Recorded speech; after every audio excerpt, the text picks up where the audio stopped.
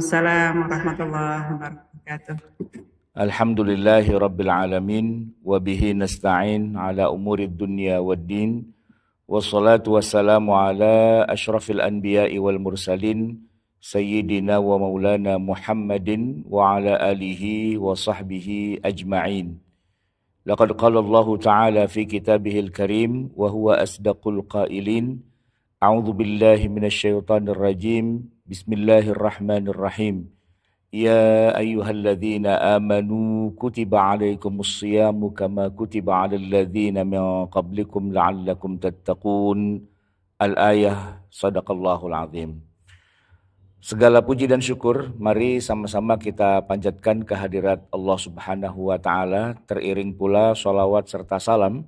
Mari juga sama-sama kita sampaikan kepada junjungan kita Nabi besar Muhammad sallallahu alaihi wa alihi wasallam. Ikhwati fillah rahimakumullah, hari ini hari Selasa ya.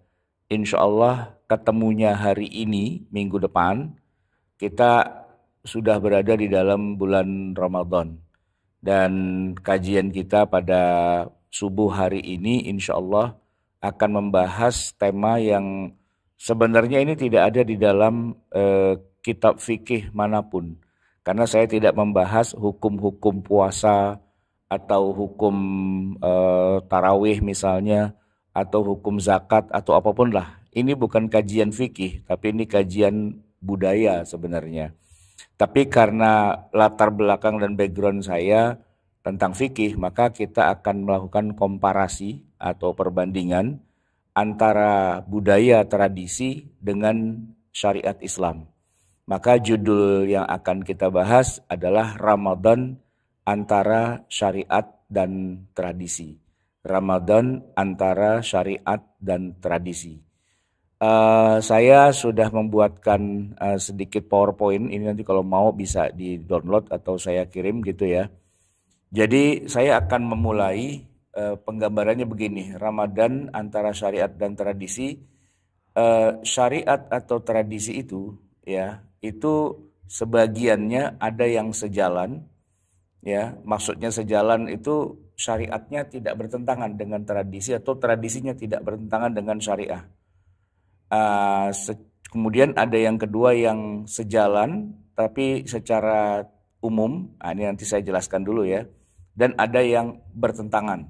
Begini, saya membagi menjadi 3. Ada yang sejalan ya secara khusus, ada yang sejalan secara umum, dan ada yang bertentangan.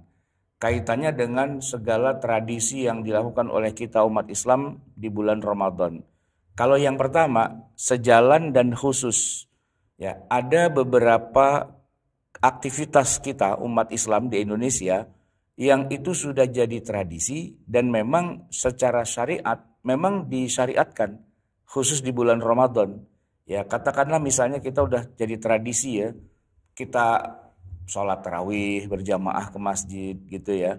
Itu sebenarnya sudah jadi tradisi, tapi basically memang begitulah syariat Islamnya.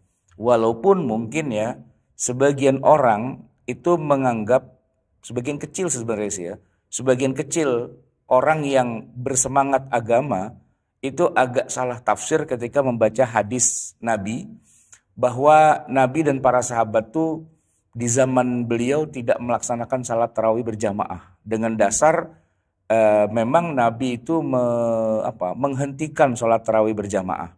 Tapi penghentian itu ada asbabul wurudnya dan ada maqasidnya. Ada penyebabnya dan ada maksud kenapa harus dihentikan pada saat itu. Dan akhirnya kemudian terbuka bahwa tidak dilaksanakannya salat tarawih berjamaah di masjid di malam hari bersama-sama gitu ya di masjid, itu karena Nabi takut diwajibkan. Fa inni khasyitu an tuftarada alaikum.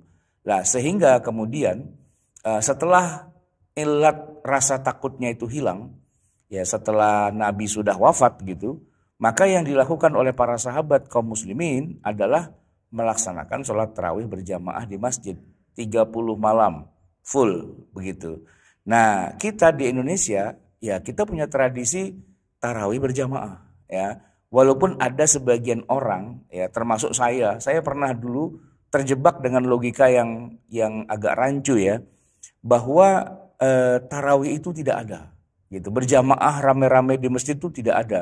Yang ada cuma qiyamul lail. Dan kalau qiyamul lail itu tidak rame-rame, ya sendiri aja gitu ya. Nah, sampai pemahamannya agak kacaunya tuh begini. Tarawih itu cuma istilah saja.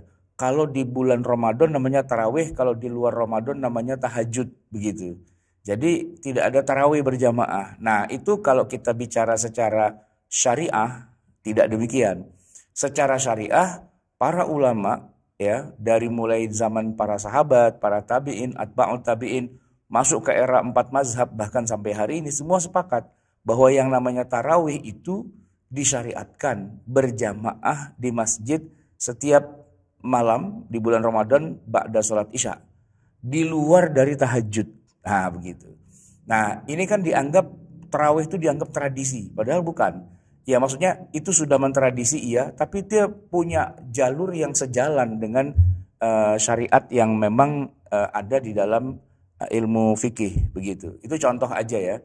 Nah kalau yang kedua coba kita kembalikan lagi yang sejalan tapi umum. Misalnya nanti kita akan sebutkan beberapa contohnya.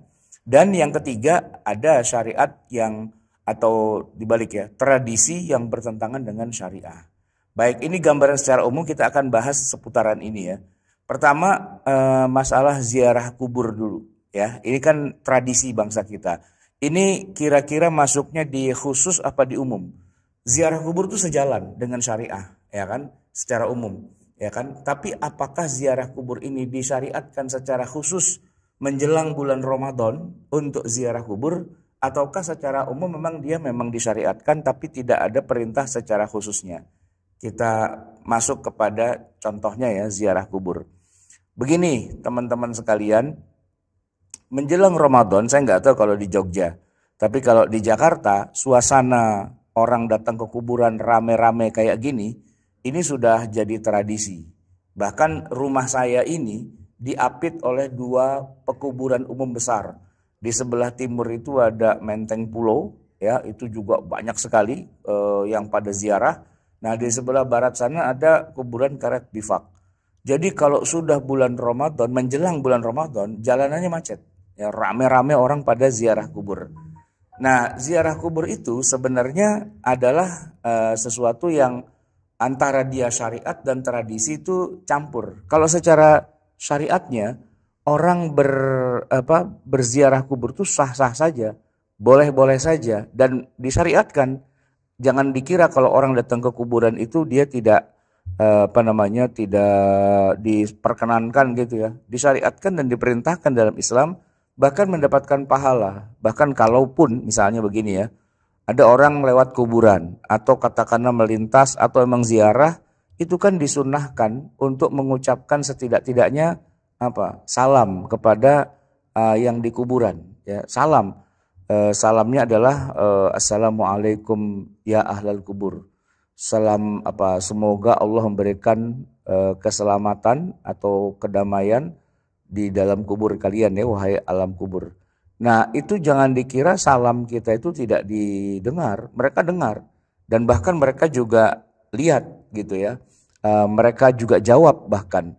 Nah cuman bedanya adalah kita tidak mendengar jawaban salam mereka. Kalau sampai kita dengar mereka menjawab waalaikumsalam warahmatullahi wabarakatuh, bisa pulang lagi kita nggak jadi ziarah. Kenapa? Wah pada ngejawab salamnya gitu. Jadi mereka jawab tapi kita nggak dengar gitu ya. Nah itu disyariatkan. Nah nanti yang menjadi tradisinya adalah model kayak gini nih. Ya biasanya orang pada jual kembang, bunga gitu ya, air mawar dan sebagainya untuk ditabur-tabur. Nah kalau itu memang tradisi ya, bukan perintah dari Allah Subhanahu wa taala. Kalau kamu datang ke kuburan maka bawalah kembang 7 rupa gitu misalnya, atau bawalah air mawar gitu ya. Nah itu tidak ada perintahnya, cuma seandainya perilaku masyarakat itu kemudian melakukannya, ya juga tidak ada larangannya gitu. Karena ibadah yang satu ini, ziarah kubur itu masuk ibadah ya, itu bukan ibadah ritual. Jadi ya kalau bukan ibadah ritual tidak harus pakai tuntunan gitu ya. Nah, ibadah yang non ritual ini ya sifatnya ya disesuaikan dengan kondisi yang ada aja. Kalau masyarakatnya terbiasa tabur bunga gitu ya, air mawar ya silahkan aja. Tapi ingat, jangan sampai begini, kita datang ke kuburan cuman tabur bunga doang, udah gitu nggak ada doa, udah gitu nggak ada salam dan sebagainya. Nah itu yang terbalik-balik. Intinya adalah mendoakan gitu sebenarnya. Saya perhatikan juga di beberapa tempat ya, termasuk di Jogja juga, itu ada tradisi layat, ya kan? Kalau ada orang kematian, seripahan gitu misalnya, layat. Itu memang disyariatkan. Tapi kalau saya perhatikan, kadang-kadang gitu ya, ya yang layat itu belum tentu sholat jenazah. Yang layat itu ya cuma duduk gitu rame-rame, terus nanti ada acara gitu ya, dibuka dengan tilawah Quran, dibaca sambutan bla bla bla. Tapi giliran menyolatkannya, saya tuh kadang-kadang suka bingung. Loh, kok nggak ada acara menyolatkan jenazahnya? Jadi dari tempat rumah duka langsung aja dibawa ke kuburan, dikuburin. Lah yang nyolatin mana dia gitu ya. Nah, saya kadang-kadang agak bingung kalau di beberapa tempat itu. Kebetulan kalau saya di Jakarta orang Betawi nggak model layat yang apa ya istilahnya yang pakai upacara-upacara gitu. Jadi orang kalau misalnya seripahan begitu ya datang ke rumahnya, tapi di situ sudah ada tulisan apa di papan tulis gitu ya, sholat jenazah bersamaan dengan waktu zuhur atau dengan waktu asar gitu biasanya. Nah udah berarti nanti orang akan datang pada waktu sholat jenazah gitu. Cuman saya perhatikan kemarin bule saya itu wafat gitu ya. Itu tidak ada prosesi menyolatkan jenazah di masjid rame-rame. Di halaman masjid, karena rumah saya halamannya masjid gitu ya. Itu ada upacara. Upacara apalah gitu, pakai pasang tenda apa segala macam. Tapi giliran acara puncaknya kan harusnya disolatin begitu ya.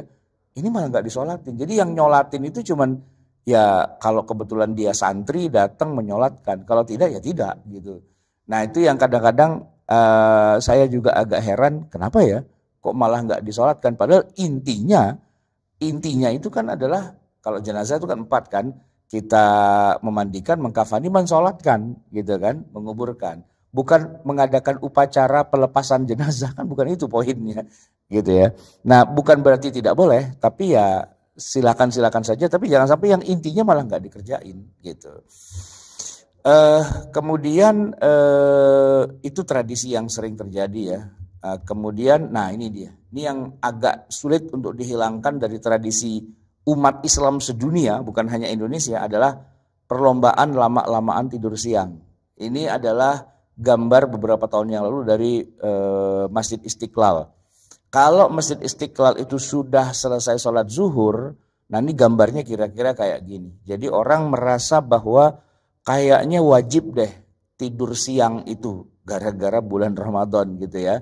Maka sholat di masjid itu biasanya orang nggak langsung pulang. Tapi ya kayak gini, tidur-tiduran gitu ya. Seolah-olah yang namanya puasa itu adalah bulannya tidur gitu ya. Apalagi nanti ada juga orang yang menggunakan dalil dari hadis palsu. Naumus shaimi ibadatun katanya.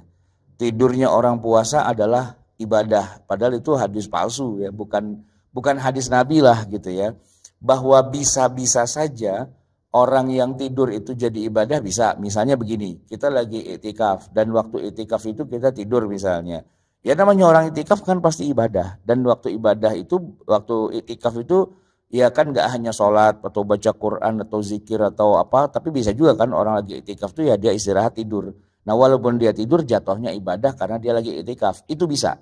Tapi yang sedang kita bicarakan adalah apakah kata-kata naumus shaimi ibadatun itu adalah hadis Nabi? Jawabannya bukan. Itu hadis palsu. Tapi apakah pasti apakah mungkin tidurnya orang puasa itu jadi ibadah? Mungkin, ada kemungkinan dalam kasus tertentu, tapi bukan menjadi sesuatu yang sifatnya semuanya begitu ya.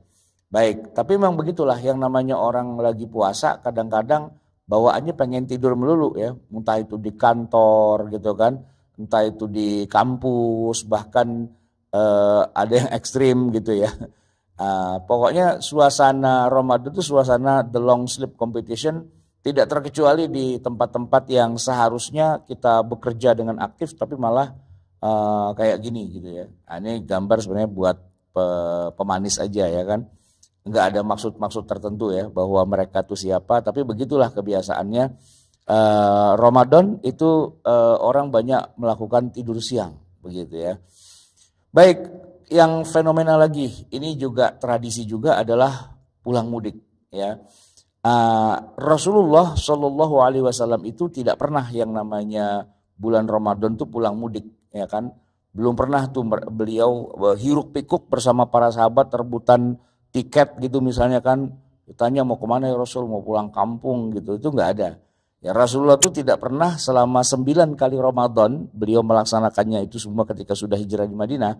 Belum pernah dalam 9 kali itu beliau sekali aja gitu misalnya di bulan Ramadan itu pulang kampung, pengen ngerayain Idul Fitri di kampung halaman, di Mekah gitu ya. Itu nggak pernah gitu ya.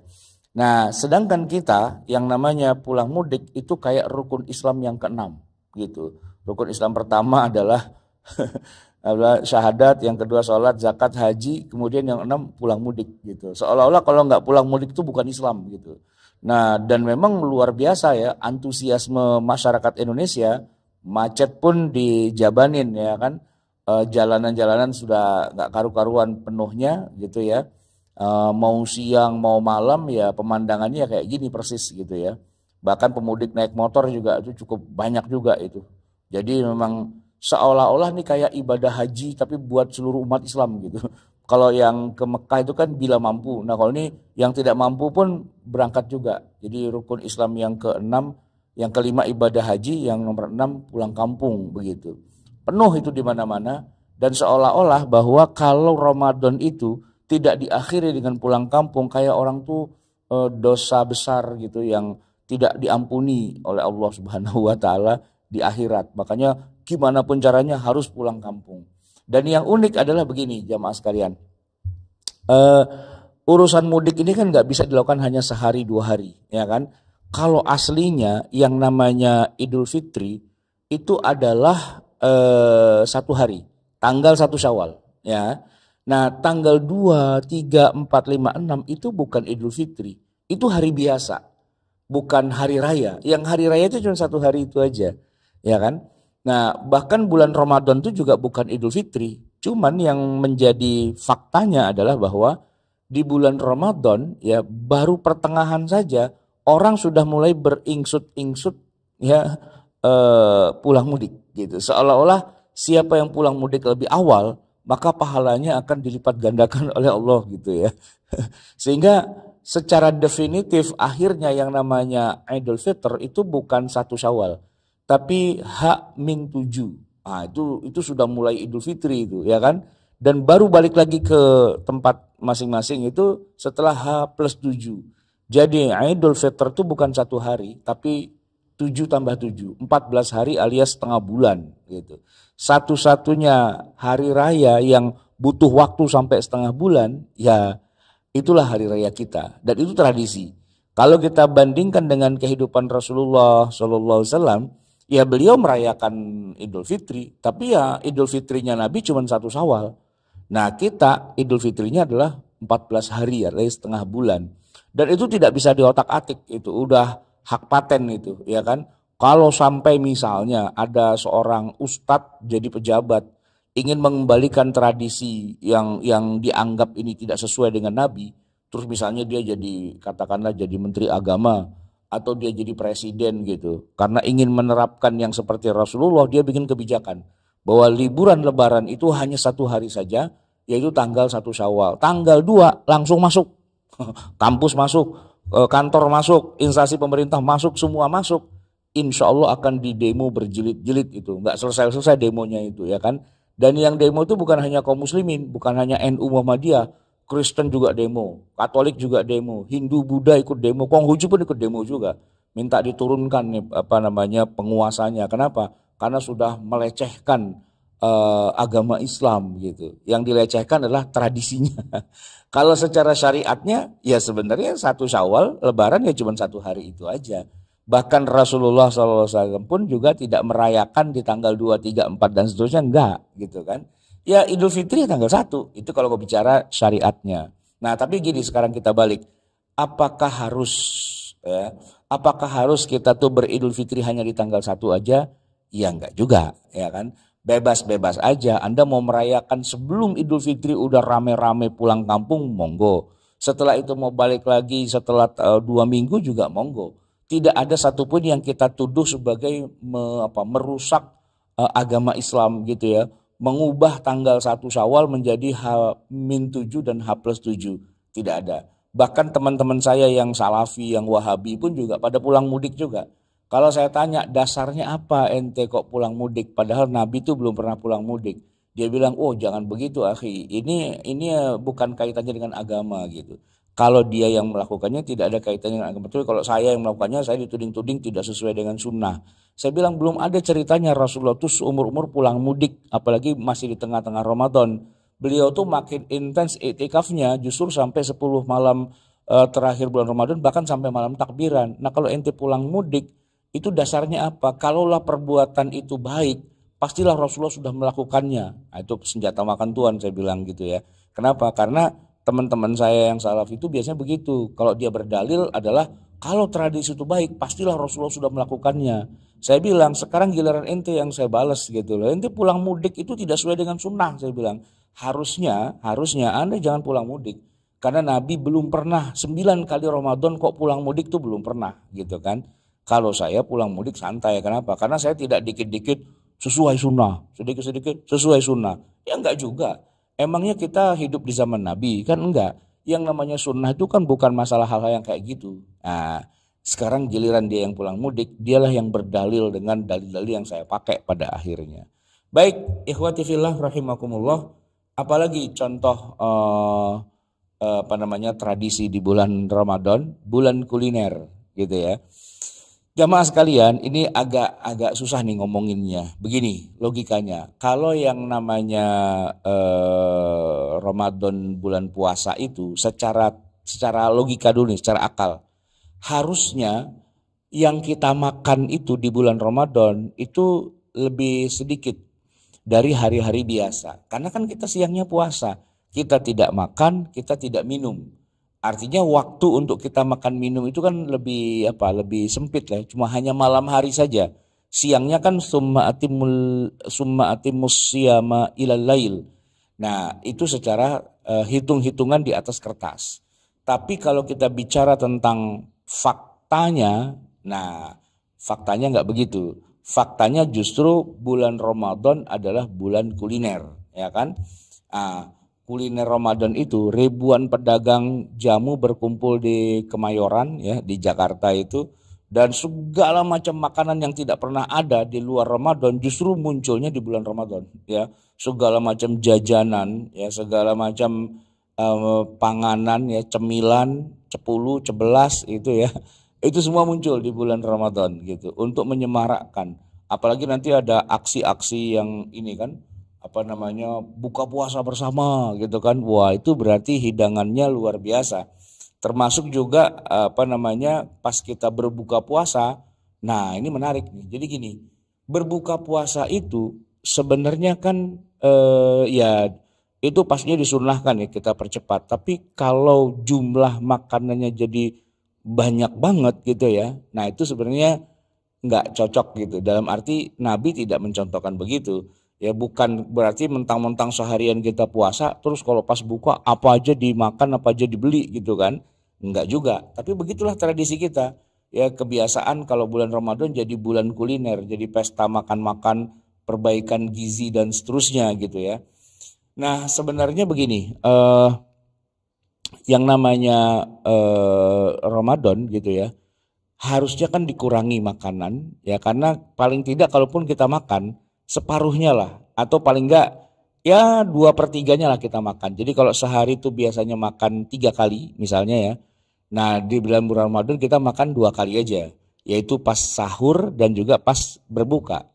Teorinya gitu ya. Tapi dalam kenyataannya kayaknya enggak juga gitu. Karena tetap makannya sehari 3 kali juga, cuman geser jamnya aja. Yang makan pagi sarapan tuh berubah jadi sahur, yang makan siang itu berubah jadi buka, Nah nanti malam habis taraweh itu masih ada makan yang ketiga. Jadi makannya tetap 3 kali juga pada akhirnya. Ditambah tadi kuliner-kuliner Ramadan yang bermunculan begitu saja, membuat kita itu di bulan Ramadan jadi makan dulu gitu ya. Makanan nggak selesai-selesai gitu ya. Sampai akhirnya muncul istilah khas gitu di hari raya. Kita orang-orang tua kita tuh menamakan hari raya Idul Fitr tuh dengan istilah khas yaitu lebaran, lebaran, lebaran. Makin lebar karena makin banyak yang dimakan di bulan Ramadan. Nah itulah kemudian jadi unik ya. Bulan Ramadan tuh harusnya bulan penghematan, harusnya. Karena kan makannya jadi berkurang. Tapi enggak, yang terjadi malah anomali. Justru di bulan Ramadan, bulan puasa itulah harga-harga makanan, harga bahan pokok gitu ya, itu udah naik duluan. Menyambut datangnya bulan Ramadan, harga-harga naik semua. Ini logikanya gimana nih? Susah menjelaskannya. Bulannya bulan puasa, tapi justru kebutuhan makanannya lebih banyak daripada bulan biasa. Apa nggak harusnya dihapus aja? Udah nggak usah ada bulan puasa lah. Biasa aja biar nggak makanannya jadi bertambah kebutuhan konsumsinya gitu ya. Nah itulah perilaku masyarakat tradisi yang entah bagaimana bukan hanya di Indonesia, di berbagai negara ya, di Arab, di Mesir, di Yaman, di mana-mana juga ada tradisi itu. Tradisi makan-makan gitu ya. Padahal kalau dipikir-pikir ada ya kesunahan meluaskan belanja meluaskan belanja pada hari tertentu misalnya pada tanggal 10 Muharram gitu ya. Ada. Ya, tapi kalau bicara meluaskan belanja di bulan Ramadan, kita tuh agak sulit menemukan konsiderannya gitu ya. 10 Muharram salah satu di antaranya para ulama mentradisikan ayolah diluaskan belanja. Dalam arti kalau biasanya makannya cuma tahu tempe gitu ya, makanlah daging misalnya begitu. Itu dari dulu tradisinya ada kayak gitu. Tapi kalau bulan Ramadan gitu biasanya tahu tempe makannya daging kok enggak gitu ya. Termasuk juga ini yang menarik buah kurma gitu ya. Nah hadis-hadisnya itu unik ya bahwa Rasulullah SAW itu memang berbuka dengan kurma. Cuma banyak yang kurang nyambung bahwa gini, sebenarnya di luar Ramadan pun Nabi kalau makan ya dengan kurma gitu. Bukan hanya waktu berbuka ya Nabi itu buka puasa pakai kurma, tapi di di luar bulan Ramadan makan pagi, makan siang, makan malam memang kurma itu jadi makanan pokok. Jadi istilahnya kayak kita nasi gitu. Ya, karena memang satu piring makannya sampai kenyang kurma itu. Pagi sarapan kurma, satu piring kenyang. Siang sarapan kurma, ya satu piring kenyang. Sore satu piring kurma, kenyang gitu kan. Nah, itu bukan apa? Itu bukan sunnah sebenarnya. Tapi memang begitulah kehidupan orang Madinah. Salah satu makanan pokoknya adalah kurma selain dia juga makan roti. Jadi kadang-kadang makan roti, kadang-kadang makan kurma. Kurma sebagai makanan pokok. Nah kalau di bulan Ramadan Nabi itu berbuka dengan kurma, ya itu hadisnya nggak salah sih gitu. Cuman interpretasi kita aja seolah-olah kalau sunnahnya buka puasa itu pakai kurma gitu ya. Ya nggak salah, nggak salah. Karena semua perbuatan Nabi kan sunnah juga. Cuman asal tahu aja di luar Ramadan pun Nabi juga makan kurma juga. Nah yang unik nanti begini, ada hadis bicara tentang zakat fitrah, zakatul fitr. Ya, ternyata Nabi pun ketika bayar zakatul fitr, yang mana zakatul fitr kan makanan gitu ya. Ya beliau juga bayarnya pakai kurma, bukan pakai duit, bukan pakai beras gitu ya, tapi pakai kurma. Kenapa? Karena kurma itu ya makanan orang Madinah. Pernah dengar nggak ada hadis Nabi yang menceritakan tentang salah seorang sahabat tergagap-gagap melaporkan dirinya telah melakukan tindakan yang melanggar aturan, yaitu siang hari melakukan hubungan suami istri. Halaktu ya Rasulullah, kan dia bilang begitu. Aku telah berhubungan dengan istriku di siang hari bulan Ramadan. Lalu Nabi kan memerintahkan ya udah kalau gitu bebasin budak sebagai kafarahnya. Dia bilang saya nggak bisa bebasin budak, saya orang miskin nggak punya duit. Ya udah kalau gitu kamu puasa 2 bulan berturut-turut, saya nggak mampu melakukan puasa kayak gitu. Akhirnya kan kata Nabi ya sudah kalau gitu kamu kasih makan 60 fakir miskin. Dia bilang, ya Rasul, saya ini adalah orang paling miskin di Madinah, ya kan? Jadi kalaupun saya ngasih ke orang lain itu yang paling berhak masa saya dulu sama istri saya gitu. Nah itu solusi terakhirnya adalah Nabi memberikan si orang ini sekeranjang kurma. Sekeranjang kurma yang cukup untuk ngasih makan 60 fakir miskin. Lalu Nabi mengatakan, udah kamu kasih makan nih istrimu ya kan, keluargamu gitu, dengan sekeranjang kurma. Nah, kalau kita orang Indonesia berpikir, ngasih makan orang kurma emang kenyang gitu ya. Enggak dong gitu kan, karena dalam otak kita kurma itu kan cemilan gitu. Padahal kalau Nabi dan orang Madinah enggak, kurma itu bukan cemilan, kurma itu ya nasi gitu. Ya makanya satu sok kurma itu kalau ukuran kayak beras tuh 3,5 liter beras gitu ya. So'an min tamrin, bunyi hadisnya begitu. Farada Rasulullah Shallallahu Alaihi Wasallam zakat al-fitr so'an min tamrin, so'an min syairin, so'an min burrin. Jadi kadang-kadang berupa gandum, kadang-kadang berupa kurma. Nah kita orang Indonesia kemudian berpikir karena hadisnya Nabi berbuka puasa dengan kurma, lalu kita bilang, oh buka puasa dengan kurma adalah sunnah gitu ya. Dan itu tidak salah. Dan itu tidak salah. Cuman masalahnya begini, ternyata bukan cuma berbuka puasa aja dia pakai kurma. Pagi, siang, sore, malam tiap hari memang makannya kurma. Karena itu makanan pokoknya beliau begitu dan para sahabat juga. So berarti kalaupun misalnya kita mentradisikan buka puasa pakai kurma, nggak salah gitu. Hanya saja bedanya begini, kalau Nabi buka puasa pakai kurma, kurmanya bukan cuma satu atau dua atau tiga, enggak. Tapi kurmanya sepiring gitu. Ya kalau memang lagi nggak ada, ya makanya 1 butir 2 butir cukup lah gitu ya. Karena itu menunjukkan kesederhanaan dan apa namanya kemiskinan ya, menggambarkan suasana yang miskin. Oh Nabi berbuka cuma dengan 3 kurma gitu. Nah tetapi kalau dalam yang normalnya ya 3 butir kurma ya kagak nggak kenyang lah gitu kan. Ya sepiring lah gitu kan sampai kenyang gitu. Nah kalau sudah kenyang dengan kurma, nah Nabi itu tidak makan apa-apa lagi ya sudah memang kurma doang kan adanya. Kalau kita enggak, buka puasa itu kurma juga 3 biji, 3 butir gitu ya.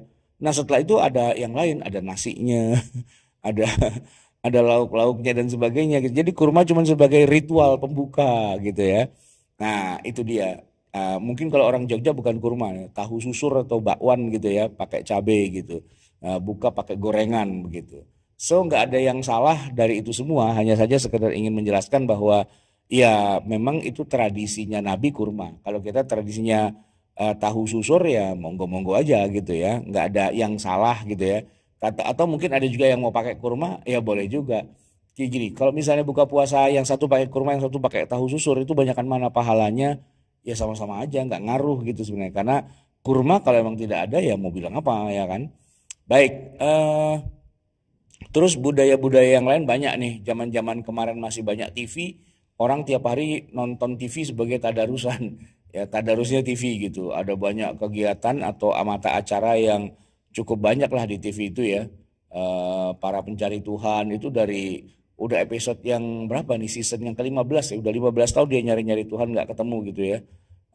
Gitu. Tapi ada satu acara TV yang paling favorit, yang paling tinggi ratingnya di bulan Ramadan yaitu menantikan azan maghrib. Ini semua orang matanya tertuju pada layar TV gitu ya. Kenapa? Inilah acara paling favorit, makanya iklan menjelang azan maghrib itu iklan yang paling mahal. Karena kan orang pasti akan lihat gitu sambil melihat jam, ini udah maghrib belum, udah maghrib belum. Nah itu menantikan azan maghrib itu biayanya paling mahal di dunia gitu ya. Nah budaya yang lain yang agak bertentangan ya dengan syariat Islam tuh misalnya budaya bakar petasan ya.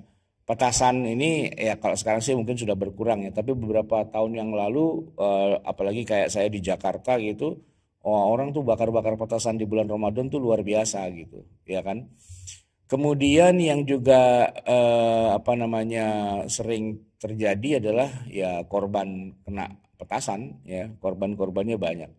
Terus di Jakarta saya nggak tahu, kalau di Jogja itu ada budaya anak-anak muda sahur on the road gitu. Maksudnya sahur on the road tuh jalan-jalan tengah malam naik motor rame-rame. Alasannya sih mau bagi-bagiin apa namanya makanan sahur gitu ya. Tapi kenyataannya buat ngegeng-ngegeng aja, ngetrek aja naik motor gitu ya. rame-rame konvoy, belum tentu dia sahur juga, belum tentu dia puasa juga sih, tapi udah jadi tren aja.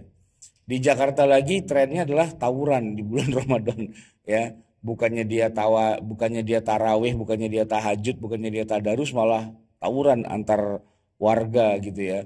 Itu biasanya dimulai setelah sholat tarawih dan diakhiri dengan menjelang subuh gitu. Habis subuh, sholat subuh dulu, habis itu tawuran lagi gitu ya. Jadi lucu-lucu sedap gitu ya budayanya. Termasuk ngetrek nih, balapan liar gitu ya. Itu udah jadi tradisi tiap bulan Ramadan ada aja anak-anak yang pada ngetrek gitu ya. Saya bilang ngetrek kenapa nungguin bulan Ramadan? Wah biar seru Pak Ustadz katanya. Gitu. Biar seru ngetreknya di bulan Ramadan. Ini budaya-budaya yang aneh gitu ya, yang muncul gitu. Sama satu lagi yang menarik, bulan pengemis ya. Karena dianggap Ramadan itu adalah orang yang pada banyak sedekah, banyak zakat dan sebagainya, maka kesempatan seperti itu dimanfaatkan oleh para pengemis ya, oleh para mafia yang menyebarkan orang-orangnya ya mengemislah di jalan-jalan di Jakarta gitu banyak itu ya. Setiap perempatan selalu ada gitu. Mereka di drop dan nanti dijemput gitu. Udah ada antar jemputnya khusus gitu ya. Dengan berbagai macam trik yang mereka lakukan. Pura-pura pincang lah, pura-pura bahkan kadang-kadang pakai bawa anak-anak bayi segala biar apa namanya lebih terasa apa namanya ada kesannya gitu. Kasihan nih anaknya masih bayi gitu kan. Padahal tuh bukan anaknya, bayinya ya disewa aja begitu. Nah, kadang-kadang tuh karena inilah yang terjadi ya. Seharusnya yang namanya sedekah itu diorientasikan bukan di jalanan harusnya. Ya, budaya seperti itu harusnya sudah dihilangkan. Kita harus sudah mulai kembali kepada budaya yang lebih teredukasi ya by database gitu. Jadi kita melakukan pendataan siapa saja mereka-mereka yang katakanlah kekurangan dan sebagainya itu kita data. Mestinya lembaga-lembaga amil zakat baik di masjid atau di kelurahan atau di tingkat RT RW itu punya data yang baik tentang hal itu sehingga kalaulah di bulan Ramadan banyak orang yang ingin berderma, beramal, bersedekah, berdonasi ya datanya sudah ada gitu. Bukannya kemudian tiba-tiba melakukan apa namanya pembagian secara liar, secara membabi buta gitu ya ke sono kemari gitu ya. Nah, atau sampai mengeksploitasi anak-anak kecil dan sebagainya gitu ya, pura-pura apa namanya, pura-pura memeras air mata orang gitu ya. Ini kan kadang-kadang suka terjadi seperti itu. Jadi pejabat biar dia bisa terkenal namanya, dia bagi-bagi duit ya, yang ngantri ada ribuan orang sampai berdesak-desakan, sampai rebutan dan sebagainya. Dan boleh jadi itu tidak by database gitu, dalam arti yang menerima itu siapa kita nggak tahu. Pokoknya orang segitu banyak aja dikumpulkan masanya, lalu diliput kamera gitu ya, diviralkan seolah-olah ini adalah orang yang baik gitu ya di bulan Ramadan gitu. Nah padahal sebenarnya kalau dipikir-pikir lagi bisa jadi itu cuma dikerahkan saja masanya dan apa namanya dana yang besar seperti itu tidak punya manfaat yang berefek secara langsung. Karena boleh jadi memang salah sasaran, kesannya saja yang mau diambil, dramatisasinya, wah ini orang punya kemurahan hati gitu ya. Tapi tidak terbangun sebuah edukasi bagaimana caranya memanage kekurangan masyarakat itu dengan data yang pasti gitu. Jadi kalau ada datanya, ketika kita berikan bantuan, santunan, datanya ini berbicara bahwa dia nih memang membutuhkan, kasih segini, lalu dievaluasi kayak gimana nanti perkembangannya dan seterusnya.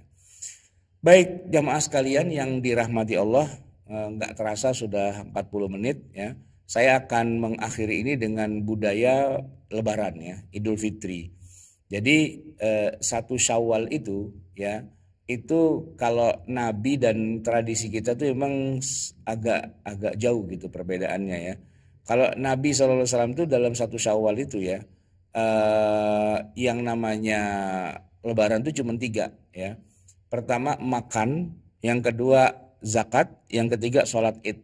Cuma 3 itu aja ya. Sedangkan kalau kita tradisinya banyak ya. Tradisi takbir keliling, tradisi angpau atau parsel, tradisi silaturahmi, tradisi maaf-maafan, tradisi apalagi tuh minal aidin gitu ya. Ini mungkin tampilin aja secara keseluruhan biar sayanya hilang dulu sebentar biar kelihatan gambarnya full. Jadi gini, saya bandingkan dulu yang pertama ya, yang Nabi SAW itu tiga yang dilakukan oleh Nabi ketika Lebaran. Pertama makan, ini sunnah ya. Sebelum sholat Id ya kan, beliau itu pertama kali makan dulu ya, karena begini, ini ada penjelasan resminya, officially, bahwa begini, bahwa Nabi SAW itu menyebut Lebaran kita dengan istilah Idul Fitr. Ya, Idul Fitr itu karena memang nama dari Lebaran kita itu Fitr. Fitr itu artinya makanan. Jadi Id itu artinya hari raya dan Fitr itu artinya makanan. Jadi hari raya makan gitu sebenarnya, dan itu ditandai dengan habis sholat subuh makan. Karena kalau biasanya selama sebulan sebelumnya makannya kan sebelum subuh, yaitu sahur gitu kan. Nah, karena hari Idul Fitr itu adalah hari makan, maka awalilah hari itu dengan makan gitu. Itu sunnahnya begitu. Nah, walaupun saya katakan itu tidak wajib ya, tapi kalau melihat Rasulullah justru makannya itu setelah sholat subuh sebelum sholat Id begitu. Kemudian karena disunnahkan makan, boleh jadi nanti ada orang-orang yang memang dia tidak punya makanan. Dia tidak punya, katakanlah apa yang mau dimakan itu nggak ada. Makanya sunnahnya, bukan sunnah sih, ini malah fardu ya, bahwa setiap muslim itu wajib berbagi makanannya kepada saudaranya yang tidak punya makanan. Yang itulah yang disebut dengan zakatul fitr, zakat makanan. Agar apa? Agar jangan sampai ada orang miskin di Lebaran tanggal 1 Syawal yang berpuasa. Mereka wajib makan. Karena makan itu sesuatu yang diwajibkan, dan kalau nggak ada makanannya, maka wajiblah saudara-saudara kaum musliminnya ini berbagi makanan. Berbagi makanan agar bisa dimakan di hari raya, itulah yang disebut dengan zakatul fitr. Nah, maka Nabi itu tuh berbagi tadi. Ada kadang-kadang gandum, kadang-kadang kurma dan sebagainya. Intinya cuma satu, agar hari itu semua pada makan di pagi hari gitu. Makanya beberapa ulama membolehkan zakatul fitr dibagikannya tuh sebelum 1 Syawal. Jadi tanggal 30, tanggal 29, tanggal 28, pokoknya mendekati hari raya itu sudah boleh dibagikan makanannya biar nanti subuh-subuh, pada subuh mereka siap makan gitu. Itu aslinya kalau di zaman Nabi begitu. Nah, bahwa kita tidak makan ya, itu lain hal ceritanya gitu ya. Tapi kalau yang Nabi SAW itu memang beliau makan dan berbagi makanan, baru setelah itu beliau sholat Idul Fitr gitu. Nah, sholat Idul Fitrnya itu adalah penutup dari perayaan hari itu, yang ritualnya gitu ya. Setelah itu ya bergembira saja, hari itu nggak ada hal-hal yang secara khusus kayak kita. Ada misalnya kayak takbir keliling atau angpau, silaturahim apa segala itu nggak ada. Jadi itu bukan budaya dari Nabi, tapi itulah budaya kita, ya kan? Misalnya nih takbir keliling nih kayak gini nih. Nabi itu nggak pernah malam takbiran naik ontak gitu muter-muter kota Madinah bersama sahabat sambil Allahu Akbar sambil gebuk-gebukin beduk gitu, nggak ada. Itu tradisi orang Indonesia aja punya kerjaan kayak gini ya, keliling-keliling. Kalaupun ada sumber rujukan bahwa Nabi bertakbir di jalan, itu ketika dari rumah mau ke tempat sholat di padang pasir ya, Nabi sambil berjalan sambil bertakbir gitu. Itu pun sesudah subuh, dalam arti subuh kan tadi sudah makan, sudah berbagi zakat. Nah, berangkat menuju tempat sholat Idul Fitr, nah itu beliau sambil jalan sambil takbir. Yang diadaptasi kemudian jadi takbir keliling di zaman sekarang. Dan itu bukan lagi mau ke tempat sholat, di malam harinya keliling-keliling sepanjang kota gitu kan, muter-muter gitu. Kalau di Jakarta kadang-kadang nekat sampai angkot aja mikrolet dinaikin juga buat muter-muter gitu ya. Takbir keliling istilahnya. Nah, takbir keliling itu bukan tradisi dari Rasulullah, itu tradisi lokal budaya kita aja. Ya kalau mau dibilang tradisi itu ada baiknya ada karena takbir, tapi kalau saya melihat banyak madorotnya tuh, lihat naik di atas kap mobil gitu ya sambil apa namanya kayak orang mau demo bikin kegaduhan dan sebagainya atau naik motor dan sebagainya. Nah, apa namanya? Jadi kita ini udah selesai ya. Jadi budaya-budaya kayak kita di bulan Ramadan yang banyak itu, yang syarat itu, apa namanya, memang ada di tengah kita.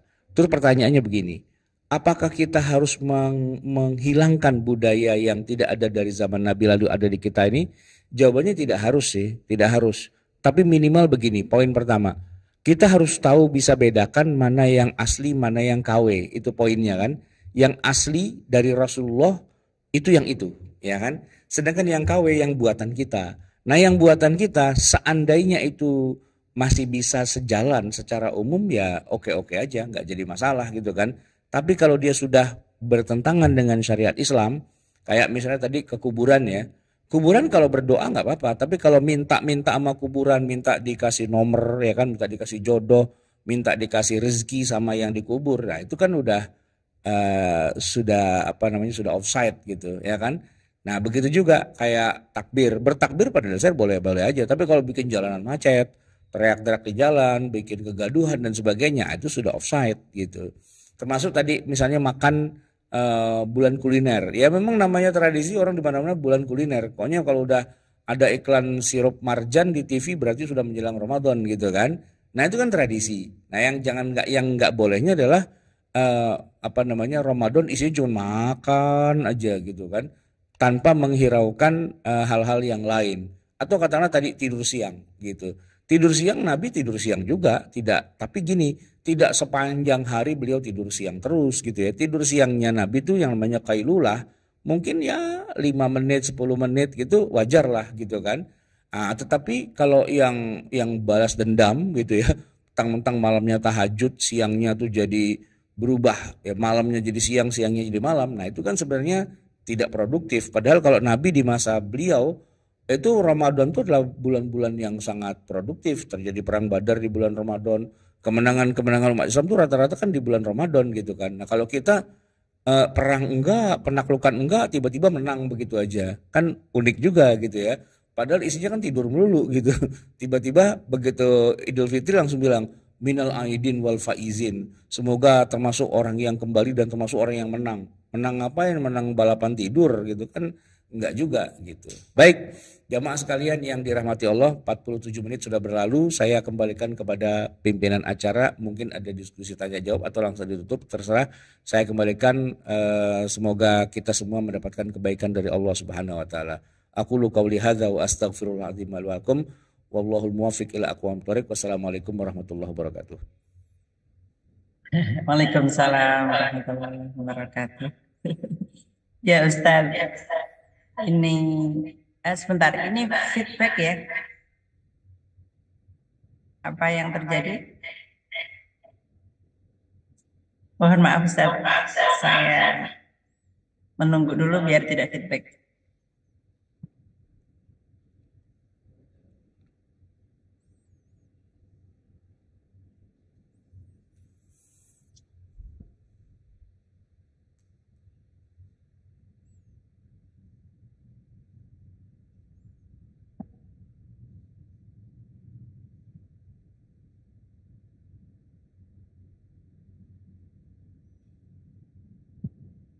Assalamualaikum.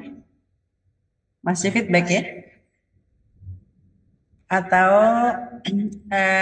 barangkali ada pertanyaan, boleh dituliskan, silahkan Amah Danat.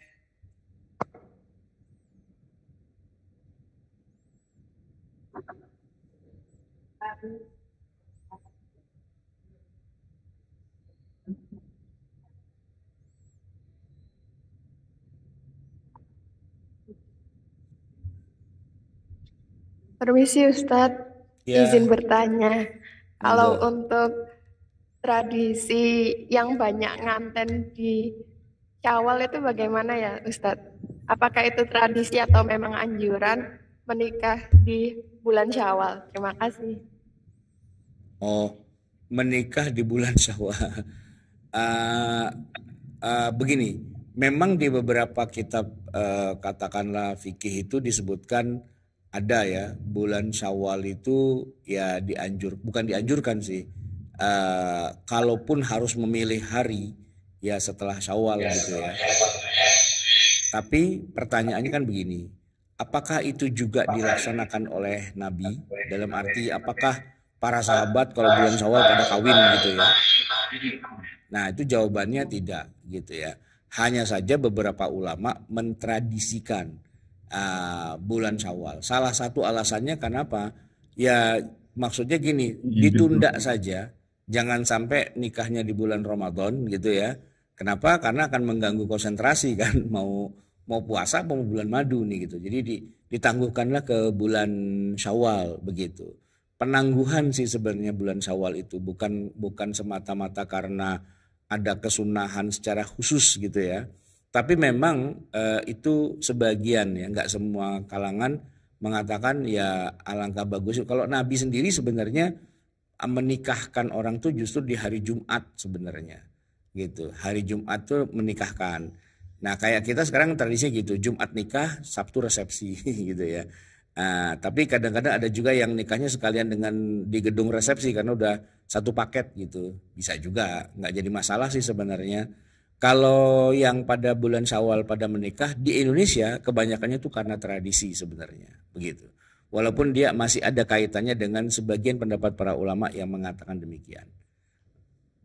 Intinya tidak salah, tidak keliru, tidak menyalahi syariat Islam dan sebagainya, ya kan? Cuman apakah misalnya begini, apakah kalau menikah di bulan Syawal pahalanya lebih banyak? Jawabannya enggak, karena itu bukan ritual gitu ya. Baik. Ada lagi silakan.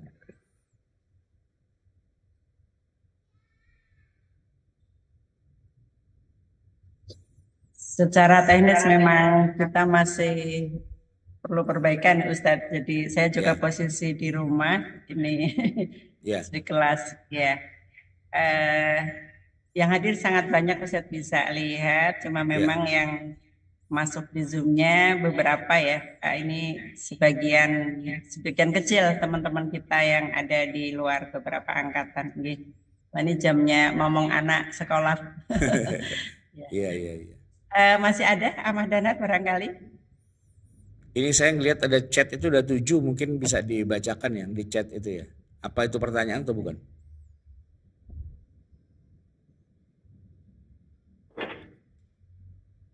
Afwan Ustadz, izin bertanya. Ya. Untuk tradisi takbiran itu ketika di luar Ramadan ataupun malam sebelum Hari Raya Idul Fitri, sering mendengar tidak diperbolehkan. Apakah benar Ustadz dan dalilnya seperti apa? Terima kasih. Ya, karena ini sudah jadi tradisi, biasanya orang takbiran rame-rame di masjid dengan pengeras suara itu menandakan sudah selesainya Ramadan dan sudah masuk 1 Syawal. Karena dianggap itu menjadi pertanda, maka kalau belum Lebaran, ya masih bulan Ramadan kok sudah ada yang takbiran, orang akan confuse gitu ya. Wah, udah Lebaran nih, wes ndang bodoh gitu. Padahal puasa baru 28 hari kok wis ndang takbiran gitu kan. Nah, itu yang kemudian jangan sampai terkecoh masyarakat. Maka karena jadi gini, kalau Nabi takbiran itu dalam arti membaca takbir rame-rame di masjid gitu ya dengan suara keras atau keliling-keliling itu kan nggak model. Ya, tapi bahwa Ramadan sudah selesai, ya Nabi mengumumkan, oke, Ramadan sudah selesai, malam ini kita sudah malam 1 Syawal gitu ya. Tidak ditandai dengan misalnya Bilal sama sahabat rame-rame gitu pada baca takbir kan enggak, ya kan? Karena bukan begitu tradisinya. Nah, kalau kita karena sudah jadi tradisi bahwa yang namanya takbiran itu adalah pertanda sudah habis Ramadan dan sudah masuk 1 Syawal, ya maka diatur jangan sampai ada yang takbiran sementara kita masih bulan Ramadan, kan gitu.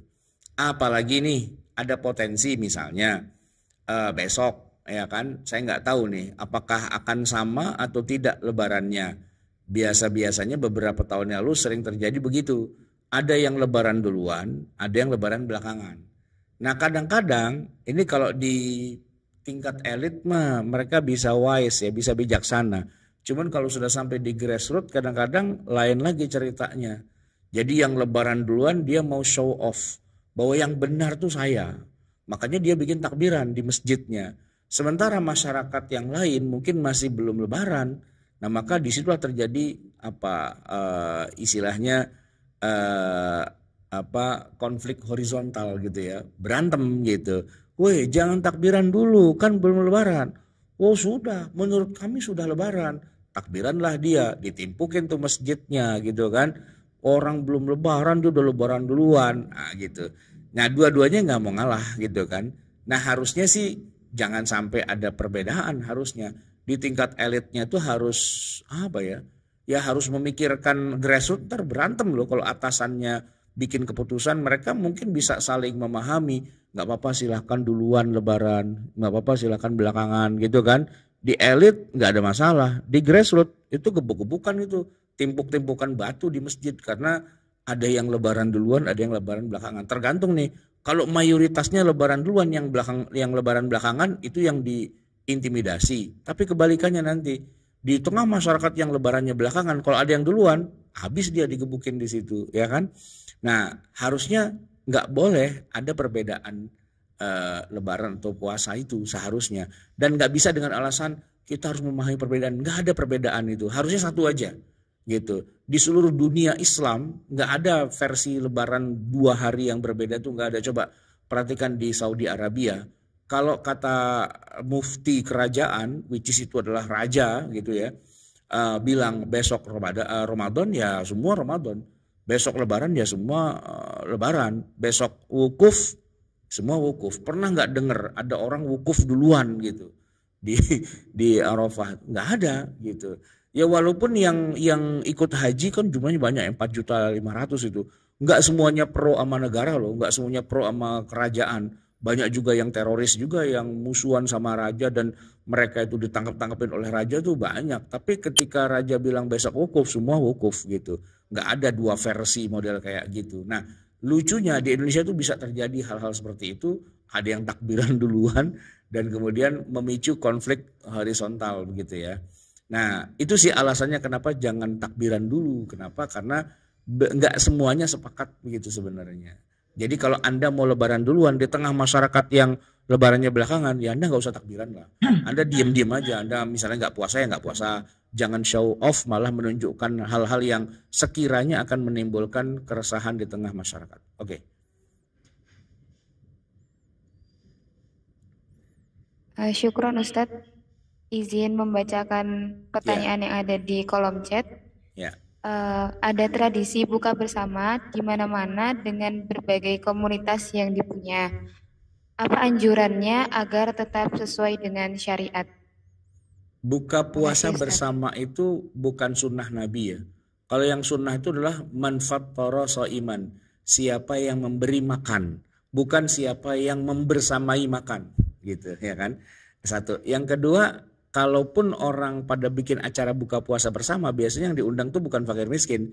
Yang diundang ya temennya, koleganya, orang-orang yang dia sukai aja. Sementara orang-orang yang miskin, yang kekurangan, yang seharusnya dikasih makan malah belum tentu dapat gitu kan. Nah tetapi saya tidak mengatakan bahwa buka puasa bersama itu keliru, salah dan sebagainya. Ya orang mau buka bareng temannya kenapa enggak. Mungkin teman kuliahnya, teman alumninya, alumni SMA, alumni SMP, alumni SD, alumni TK, alumni PAUD gitu kan. Nah cuman satu hal yang menjadi yang harus diwaspadai begini. Jangan sampai aktivitas buka puasa bersama itu berkelanjutan sampai membuat yang paling utama yaitu sholat tarawih menjadi lewat. Nah ini yang saya merasakan langsung nih. Saya juga sering juga kan diundang acara buka puasa bersama, judulnya ceramah buka puasa bersama. Setelah saya ceramah maghrib gitu ya, sholat kan makan tuh. Nah makannya ini lama nih, bisa 1 jam atau pagi ntar ada ngobrol-ngobrol lagi dan sebagainya. Padahal antara maghrib dengan isya itu jaraknya cuma 1 jam. Dan setelah isya tuh langsung mulai taraweh kan.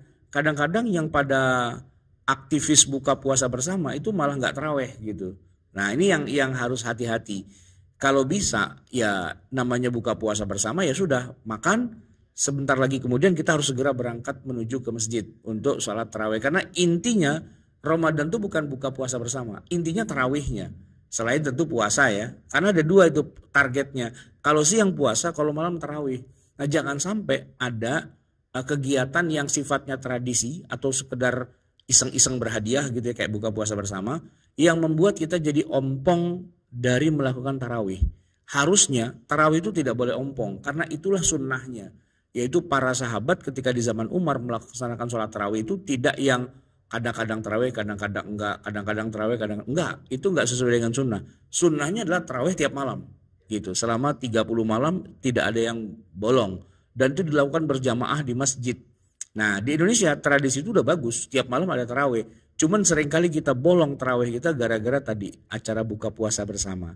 Maka saya menyarankan kalaupun kita ingin bikin acara buka puasa bersama gitu ya, yang agak lega, bisa ngobrol-ngobrol, bisa makan agak santai, kalau bisa didesainlah acara buka puasa bersamanya itu judulnya adalah tarawih berjamaah.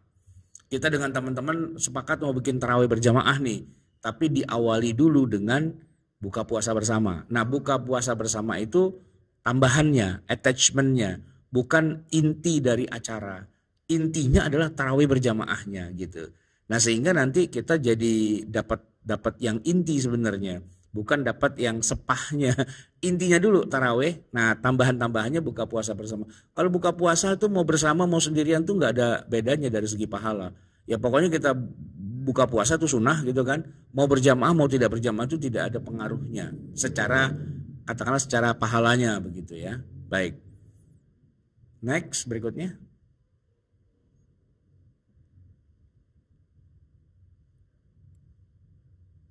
Assalamualaikum Ustadz, izin menyampaikan pertanyaan dari chat. Assalamualaikum Ustadz, izin bertanya terkait zakat fitrah. Dasar hukumnya zakat fitrah dengan makanan pokok, begitu Ustadz. Nah, dengan kondisi harga beras yang melambung tinggi ini, ada semacam kegalauan Ustadz, walaupun ini belum terjadi. Kalau semisal ada warga yang zakat fitrah dengan selain beras, berarti harus tetap diterima Ustadz, atau lebih baik tidak zakat fitrah. Dengan kata lain tergolong tidak mampu. Terima kasih Ustadz. Ya. Saya harus bicarakan dulu dari basicnya dulu ya, dari namanya dulu. Zakatul fitr, bukan fitrah sebenarnya ya. Kalau fitrah itu nanti artinya beda lagi. Fitrah itu kan artinya suci, Islam, setiap bayi dilahirkan dalam keadaan fitrah, itu Islam artinya. Tapi kita ini lagi nggak ngomongin fitrah, kita lagi ngomongin fitr, 3 huruf, fa, to, ro, fitr, artinya makanan. Kalau makan sore atau berbuka puasa kan namanya iftar gitu ya. Kalau makan pagi namanya fatur gitu. Nah jadi fa, to, ro itu artinya makan. Aslinya adalah berbagi makanan pokok kita gitu ya. Nah bahwa kemudian nanti ada konversi menjadi uang dan sebagainya, nah itu ijtihad ya, ijtihad. Tapi basically adalah begini, kita secara umum ya, rumah-rumah tangga di kita, saya nggak tahu kalau anak kos ya, tapi kalau rumah tangga pastinya punya beras di rumah gitu kan. Ya kita beli beras tuh mungkin adalah untuk sebulan misalnya atau berapa hari gitu kan. Kita intinya punya persediaan beras untuk kita makan tiap hari, untuk dimasak setiap hari. Nah, kalau ada orang yang punya persediaan beras melebihi kebutuhan hari itu, ya untuk makan dia sekeluarga lebih, maksudnya, oh ini kita punya beras nih untuk yang tiap hari kita makan ya, itu udah ada hari ini ada, buat besok ada, buat besoknya ada, oh berarti dia sudah mampu untuk berzakat. Gitu. Karena dia sudah bisa katakanlah menabung gitu ya, atau mempunyai simpanan, gitu, simpanan. Nah walaupun memang kalau kondisi tradisi kita budaya orang kota kayaknya agak lain sekarang ya. Orang kota itu tidak menyimpan beras di rumahnya, sebagiannya enggak semuanya, sebagiannya, karena mereka biasa beli makanan instan. Jadi dia punya duit gitu kan. Kalau mau makan ya dia tinggal ke warung. Anak kos kan gitu kan. Kalau anak kos ditanya Punya beras nggak? Ya nggak punya pastinya. Jangankan beras gitu, sendok aja dia nggak punya gitu kan. Kalaupun ada sendok emaknya dibawa tuh kan gitu. Jadi anak kos tuh ya kalau dia makan dia ke kantin atau dia ke warung makan dan sebagainya gitu. Tapi itu kan anak kos ya. Tapi kalau rumah tangga, nah gitu. Ada suami, ada istri, ada anak. Biasanya dia punya persediaan beras gitu. Nah, orang yang persediaan berasnya cukup untuk hari ini dan esok, berarti dia sudah dianggap mampu untuk berzakat gitu kurang lebihnya. Lepas dari masalah harga berasnya tinggi atau rendah atau apa dan sebagainya. Tapi kalau dia miskin, semiskin-miskinnya, duit nggak punya, beras nggak ada hari itu, nah dialah mustahik namanya. Begitu kurang lebihnya. Oke. Peran Ustadz, Iya. izin menyampaikan pertanyaan lagi. Afwan Ustadz izin bertanya, mengapa takbir Idul Fitri itu hanya 1 hari saja, sedangkan Idul Adha sampai 5 hari ini? Apa dasarnya, Ustadz? Terima kasih. Iya, jadi Idul Fitri itu 1 hari memang. Sebagaimana contoh di zaman Nabi, Lebaran itu cuma sehari. Tidak H-7 dan H+7 kan gitu. Nah, cuman kita aja karena menambah-nambahi jadi bingung.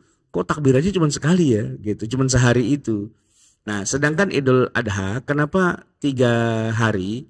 Sebenarnya bukan 3 hari, tapi gini, disunnahkan bertakbir di hari raya Idul Adha plus pada hari tasyrik. Nah, hari tasyrik itu adalah tanggal 11, 12, dan 13. Dalam mazhab Syafi'i itu 13 masuk hari tasyrik. Di luar mazhab Syafi'i cuma 2 tuh, 11 dan 12. Tapi kalau Syafi'i dan 13. Nah, jadi takbirnya itu 4 hari sebenarnya. Tanggal 10 itu Idul Adha, takbir. Kemudian 11, 12, 13 itu hari tasyrik. Nah, hari tasyrik juga disunnahkan bertakbir setidak-tidaknya ba'da sholat 5 waktu. Bukan sampai tengah malam gitu, bukan. Tapi setiap habis sholat 5 waktu, zikirnya tuh diawali dengan takbir dulu gitu ya. Sholat zuhur selesai takbir, asar takbir, maghrib, isya, subuh tuh takbir sampai tanggal 13. Jadi tanggal 10 tuh Idul Adha. Idul Adhanya cuma sehari. Nah, yang 11, 12, 13 tuh bukan Idul Adha, namanya hari tasyrik. Kebetulan nempel, terkesan Idul Adha jadi 4 hari. Padahal Idul Adha cuma sehari juga sih. Hari tasyriknya yang ada 3 hari itu. Nah, hari tasyrik itu memang ritual ibadah. Disitulah kita boleh menyembelih hewan kurban, ya kan? Dan disunnahkan setiap habis sholat membaca takbir, begitu.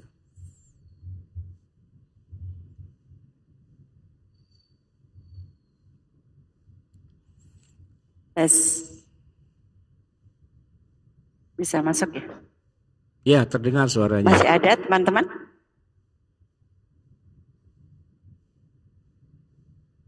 Baik Ustadz, jadi salah satu harapan kegiatan di pagi ini setelah teman-teman beberapa hari yang lalu sudah banyak belajar tentang fikihnya, tentu juga belum sempurna, begitu akan terus kita belajar lagi. Yang menjadi harapan kita adalah di Ramadan ini kami semua itu bisa mendapatkan keutamaan dari Ramadan. Ya, salah satunya Ramadan itu mengajarkan kita sederhana begitu Ustadz ya, seperti yang ada di buku Ustadz ya. Nah, kita sangat terkaget-kaget memang Ustadz ketika Ustadz menuliskan di tahun berapa 2010 ya Ustadz ya. Bagaimana kemudian tergelontorkan 50 triliun. Nah, mungkin bisa diangkat di sini Ustadz. Karena memang problem kami semua yang masih jago makan. Ya, jadi monggo Ustadz. Ya, jadi begini, mungkin ya kalau secara alam bawah sadar ingin membesarkan Ramadan. Kita itu umat Islam di Indonesia, khususnya katakanlah jamaah-jamaah pengajian, itu dari 2 bulan sebelum Ramadan materinya udah berubah menjadi tarhib Ramadan. Tarhib pakai H gitu ya, dari kata marhaban. Walaupun kadang-kadang ada yang bilang targhib gitu ya, atau tarhib gitu. Kalau tarhib malah menakut-nakuti gitu. Nah, mungkin secara alam bawah sadar niatnya pingin menghormati Ramadan gitu ya. Tapi bahasa menghormati itu kadang-kadang high cost, berbiaya besar gitu. Kayak gini. Ibu Mas Biha, insya Allah saya mau datang berkunjung ke rumah minggu depan tanggal sekian gitu. Lah sebagai yang punya rumah, wah saya harus menghormatnya, ada ustadz mau datang, belanja dia gitu kan, beli ini beli itu beli apa, dan judulnya mau menghormati tapi jatuh-jatuhnya keluar duit gitu kan. Nah itu agak susah tuh, di satu sisi mau menghormati Ramadan dengan cara apa? Ya dengan cara ya bikin acara, bikin kegiatan, bikin A, B, C, D, E dan sebagainya. Ya semua itu kan butuh biaya pada akhirnya gitu kan. Bikin pengajian butuh biaya, bikin buka puasa bersama apalagi biayanya gede gitu kan. Jadi memang kalau dibilang bulan Ramadan itu bulan kesederhanaan, itu bertentangan dengan niat mau menghormati Ramadannya. Jadi malah biaya. Apalagi yang namanya jamaah pengajian ya, kayak katakanlah majlis-majlis taklim dan sebagainya, itu 2 bulan sebelum Ramadan udah bikin proposal permohonan dana kemana-mana. Kenapa? Kita mau bikin pengajian nih, mau ngundang ustadznya ustadz ibu kota, berarti butuh duit banyak buat tiket pesawat bolak-baliknya, buat honornya, buat A, B, C, D, E dan sebagainya. Berarti Ramadan itu butuh duit banyak ya. Zaman saya dulu masih kuliah di UGM, setiap Ramadan kan ada RDK, RIK awalnya tuh, Ramadan Ing Kampus gitu kan. Akhirnya disesuaikan menjadi Ramadan di kampus, RDK. Dulu belum ada masjid UGM, masih ada Jamaah Salahuddin tuh di gelanggang mahasiswa. Itu dengan berpuluh-puluh mata acara, dananya banyak gitu kan. Nah semua itu kan butuh dana sebenarnya kan. Nah sehingga akhirnya Ramadan tuh ya costly gitu, sangat berbiaya tinggi gitu, sangat duitnya perlu banyak, perlu minta dana sana sini dan sebagainya gitu. Nah kalau tadi kita bicara tentang Ramadan yang sederhana, nah itu adanya di zaman Nabi. Karena kalau Nabi itu Ramadan ya Ramadan, nggak usah pakai bikin acara, nggak usah pakai bikin proposal, nggak pakai bikin biaya aneh-aneh dan sebagainya, ya udah apa adanya dan memang jadi sederhana sebenarnya. Nah itu saya melihatnya bahwa bahkan kita saja pun yang katakanlah aktivis pengajian gitu ya, itu pun di Ramadan disibukkan bagaimana caranya. Misalnya contoh nih ya, biasanya kita punya pengajian ada beberapa ustadz gitu. Nah di bulan Ramadan tuh kita sibuk ngumpulin duit karena kita mau ngasih hadiah buat Pak Ustadz, ngasih sarung, ngasih peci, ngasih sejadah, ngasih baju koko dan sebagainya, parcel gitu. Nah kalau dilihat di zaman Nabi kan Nabi nggak pernah tuh bagi-bagi parcel, bagi-bagi angpau gitu kan, bagi-bagi hadiah lebaran, apalagi THR, kan nggak ada itu. Tapi kalau kita karena udah jadi tradisi bangsa gitu ya, mau nggak mau jadi ada kosnya gitu, ada biayanya dan tinggi gitu kan. Nah maka disinilah kita problematik gitu. Kalau mau lebaran Ramadan yang bersahaja, istilahnya bersahaja itu maksudnya yang murah-murah saja gitu ya, yang tidak pakai biaya.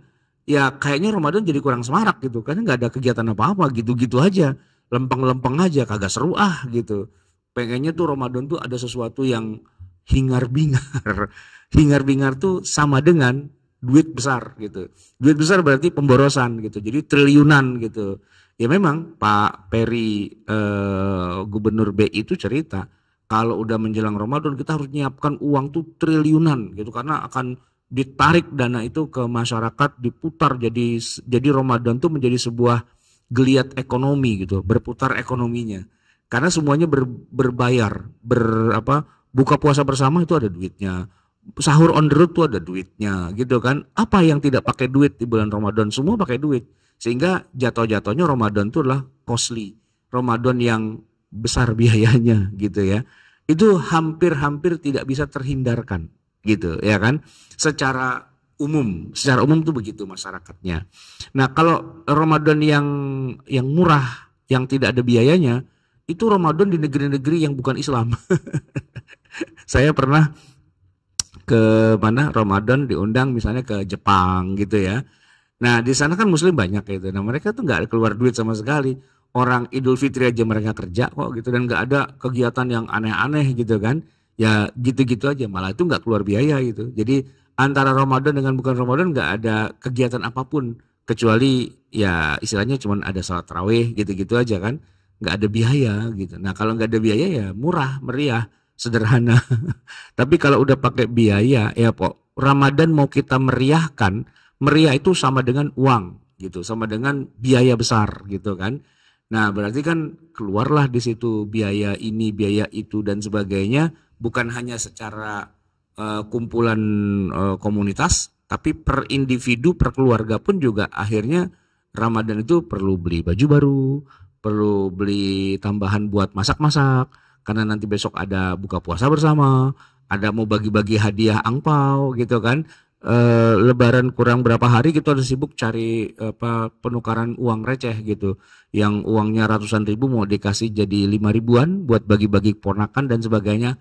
Itu semua adalah tradisi. Jadi kalau kita mau bicara Ramadan yang sederhana gitu ya, ya semuanya itu resikonya harus dihilangkan. Semarak Ramadan berarti harus diredupkan biar Ramadannya sederhana. Dan ini agak gampang gitu. Tadi saya bilang kalau misalnya presiden bilang kita lebaran sehari aja sebagaimana Rasulullah gitu kan, tanggal 2 udah masuk gitu, itu akan terjadi demo berjilid-jilid karena dianggap tuh menentang menentang tradisi dan budaya dari lebaran yang harusnya hiruk pikuk gitu. Nah, kehiruk pikukan itu adalah ekuivalen dengan biaya yang besar gitu. Nah, tinggal kita gini, Ramadan ini mau kita buat hiruk pikuk gitu ya, semarak gitu, atau kita mau mau yang silent, nggak usah rame-rame, tapi kita baca Qur'annya khatam, kita tarawihnya khatam gitu, makannya cukup buka puasa dan sahur aja, nggak pakai buka puasa bersama dan sebagainya, nggak ada bagi-bagi angpau, nggak ada bagi hadiah, nggak ada ini itu, pokoknya ya sesuai dengan Rasulullah aja. Nah kalau seperti Rasulullah persis itu tidak berbayar karena kehidupan berjalan normal seperti biasa. Pilihannya di antara dua itu. Oke. Alhamdulillah punya bayangan ya teman-teman semuanya. Dan ini di tahun ini DS sejak 96 kita baru ngebahas tentang Ramadan antara tradisi dan syariat Ustadz. Yeah. Jadi biasanya di bab fikihnya ya. Jadi ini pengantar kita di materi ini udah 3 hari bahkan ya. 3 hari kita ngomongin gimana nih peningkatan begitu. Dan begitu saya membaca buku Ustadz yang puasa itu kemarin, kita sangat antusias untuk kemudian alhamdulillah di pagi ini Ustadz bisa membersamai kami. Insya Allah banyak memberikan pencerahan untuk kami dan biasanya nanti akan kami diskusikan kembali. Anak-anak yang mau berangkat jam 7 sudah jam 7 pada ini ya Ustadz ini. Alhamdulillah kami seperti reuni juga Ustadz. Ini ada yang dari Ambon, ada yang dari mana-mana ini. Masya Allah. Alhamdulillah, ada lagi di tulisan? Sepertinya sementara kita cukupkan Ustadz.